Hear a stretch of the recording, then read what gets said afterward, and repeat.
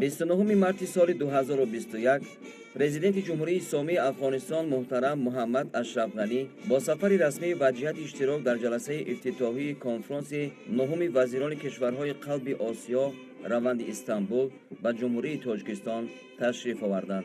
مراسم استقبال رسمی پرزیدنت جمهوری اسلامی افغانستان محترم محمد اشرف غنی در میدان قصر ملت که به خاطر پذیرایی مهمان عالی‌قدر ادانه آرا یافته بود برگزار گردید. اساسگزار صلح و وحدت ملی پیشوای ملت پرزیدنت جمهوری تاجیکستان محترم امام علی رحمان پرزیدنت جمهوری اسلامی افغانستان محترم محمد اشرف غنی را صمیمانه استقبال گرفته به بالای شاهصفه فخری دعوت نمودند.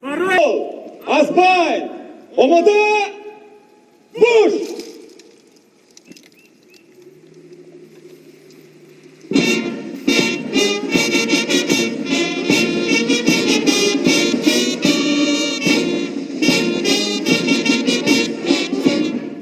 جناب عالی پرزیدنت جمهوری اسلامی افغانستان باتالون قراولی فخری با مناسبت تشریف رسمی شما به سرزمین جمهوری تاجیکستان صف آراستند.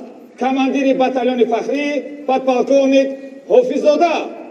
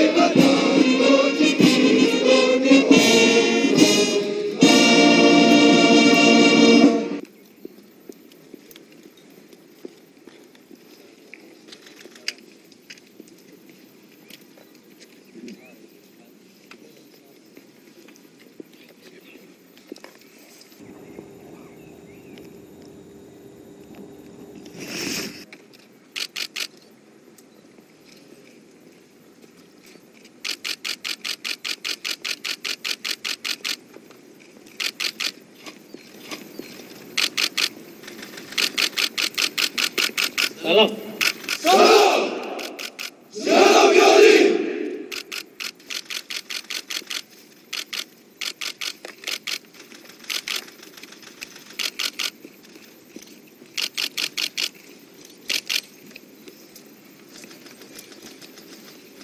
سلام علیکم. شما ده. سلام علیکم. سلام علیکم. آقا. سلام علیکم. سلام علیکم. السلام رئیس علیکم. مجلس ملی رئیس پارلمان سربازی سلام. برای دستگاه السلام علیکم عزیز کار. زحمت بسیار کشیدن. سلام. سلام علیکم. سلام علیکم. السلام علیکم. سلام علیکم. سلام علیکم. شما ده. رئیس اداره امور سفیر بله بشناسم. وزیر تحصیلات عالی وزیر داخلی سلام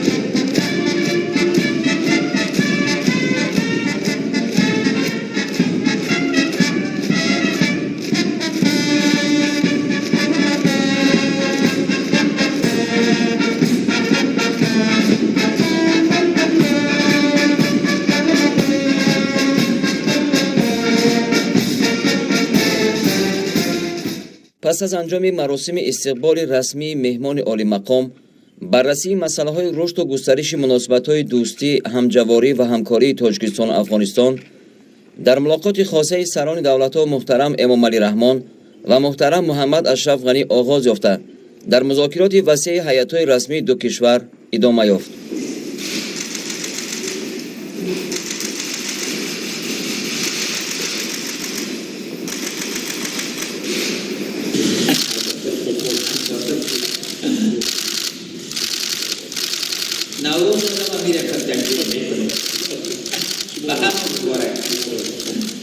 جلال‌المآب برادر گرامی، با خانه دویم خودتان خوش آمدید بگید. سفر شما بسیار سفری هم رسمی هم باشد، هم بسیار در عرفه جشن اجدادی ماه شما برگزار می‌گردد. انشاءالله که برکت بر مردمان ما خیلی بیشتر بشه. بار دیگر خوش آمدید. بسم الله باد هوا هم استقبال میکنن. بسم الله الرحمن الرحیم. جناب رئیس جمهور محترم تاجیکستان، آمدن به دوشنبه همیشه دل مرا باز می‌کند، چون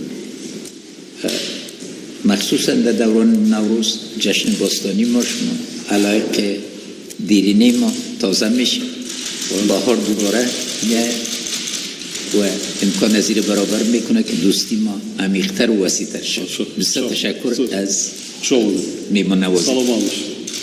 نخست پرزیدنت مملکت محترم امام علی رحمان راهبر کشور همسایه را به تاجیکستان خیر مقدم گفته به مردم این دولت دوست و همسایه صلح و شکوفایی آرزو کردند. سرور دولت محترم امام علی رحمان تاکید داشتند که در نظام سیاست خارجی جمهوری تاجیکستان همکاری با جمهوری اسلامی افغانستان از سمت‌های مهم و اولویت دار است. تاکید شد که ما با تکیه به مشترکات بی‌زوال مناسبت‌های دوستی و همکاری‌های سودمندمان را به زینه‌های باز هم بلندتر خواهیم برآورد. پرزیدنت جمهوری اسلامی افغانستان محترم محمد اشرف غنی به پیشوای ملت محترم امام علی رحمان برای پذیرایی گرم و صمیمی و برادرانه اظهار سپاس کردند. جانب‌ها ضمن ملاقات رشد همکاری بین کشورها را در سطح دوجانبه و در دایره سازمان‌های بین‌المللی بررسی نمودند. تماس‌های سیاسی سطح عالی، رابطه‌های بین‌پارلمانی، توسعه همکاری‌های اقتصادی، تجارتی، انرژتیکی، نقلیاتی و ترانزیتی و کشاورزی از سمت‌های مهم و آینده‌دار رشد و توسعه رابطه‌های همکاری دو کشور نامیده شد. تأکید گردید که عاقبت‌های ناگوار پاندمیا و بسته شدن مرز دولتی بین دو کشور بر روند معاملات تجارتی کشورها تأثیر منفی رسانید.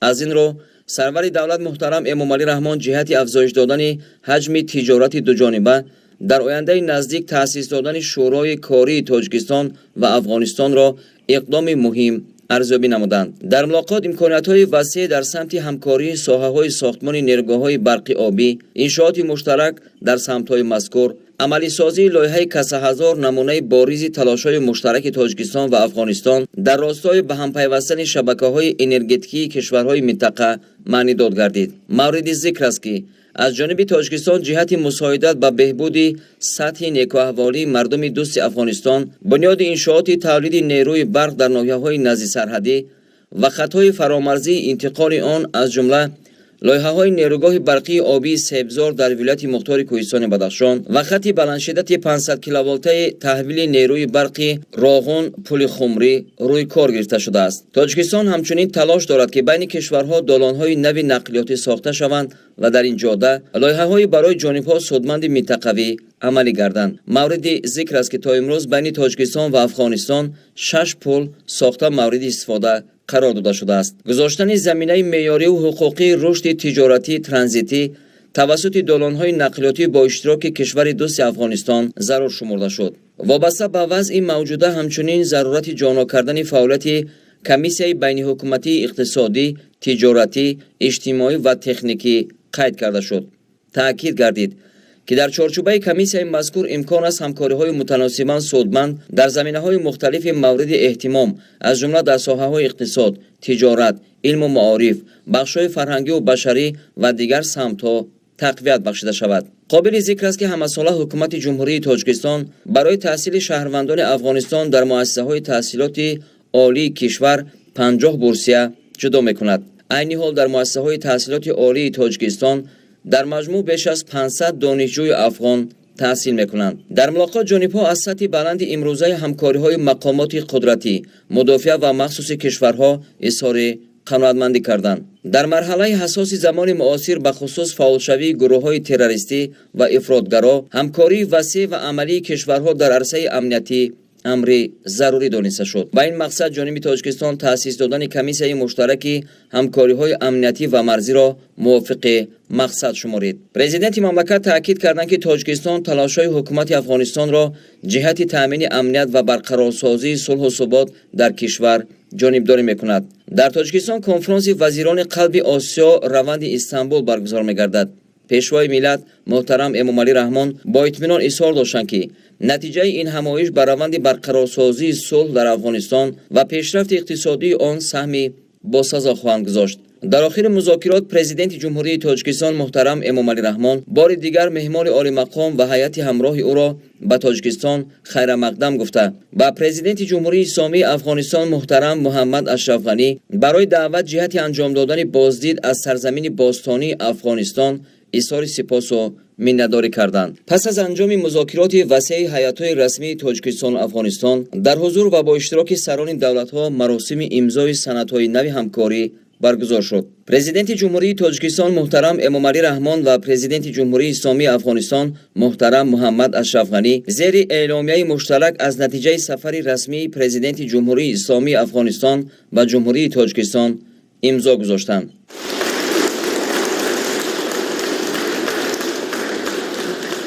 سپس در حضور سران دولت‌ها سندهای زیرین امضا کرده شد. برنامه اقدامات عملی نقشه راه بین جمهوری تاجیکستان و جمهوری اسلامی افغانستان در زمینه‌های همکاری‌های سیاسی، امنیتی، تجارتی، نقلیاتی، ترانزیتی، انرژتیکی و فرهنگی. نقشه چاره‌بینی‌ها آید به تطبیق سازشنامه همکاری‌ها بین وزارت کارهای داخلی جمهوری تاجیکستان و وزارت کارهای داخلی جمهوری اسلامی افغانستان در سمت مبارزه بر ضد تروریسم، جنایت‌های فراملی و متشکل، گردش غیرقانونی واسطه‌های نشاور و دیگر نمودهای جنایتکاری در سال‌های 2021-2022. سازشنامه بین کمیته زبان و اصطلاحات نزد حکومت جمهوری تاجیکستان و اکادمی علوم جمهوری اسلامی افغانستان آید به همکاری در بخش زبان و اصطلاحات. یادداشت تفاهم آید به همکاری در ساحه فعالیت اودیتوری در بخش دولتی بین پالات حساب جمهوری تاجیکستان و اداره عالی بررسی جمهوری اسلامی افغانستان. سازشنامه آید به تأسیس دادن شورای کاری تاجیکستان افغانستان بین پالات سودا و صنعت جمهوری تاجیکستان